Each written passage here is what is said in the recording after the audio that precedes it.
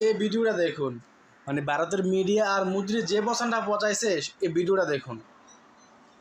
5 लोग भाई भारत को बर्बाद कर रहे हैं, 5 लोग। क्या बात कर रहे हैं? अभी पता चलेगा। बताऊं? पहला मोदी जी का 8 बजे का भाषण, दूसरा अमित शाह की झड़प की नीति, समझो, तीसरा निर्मला सीतारमण का झूठी अर्थव्यवस्था, और चौथा आरएसएस का झूठा राष्ट्रवाद, और पांचवा आप गोदी मीडिया। ये बढ़िया था मेरे पे टाइम मत लगाइए। এই যে এখন দেখবেন কি কয়, হ্যাঁ লাস্টের জায়গাটা একটু সেই মজা আছে, সেই টুইস্ট। अरे भैया सब मोदी मीडिया भैया। बात तो सही है। आप कह दो कि हम मोदी वाले नहीं है, कहो।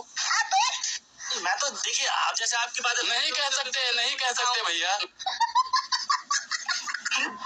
खतरनाक लोग हैं। মানে দেখছেন কি পছন্দ পচাইছে, কইছে যে তুই মোদির দলের কিনা তুই একবার স্বীকার যা, তুই মোদির দলের না। এতে স্বীকার জানা সাংবাদিকে কইছে তুই গদি মিডিয়া। আমাদের হলুদ সাংবাদিক কই না, এই হলুদ সাংবাদিক।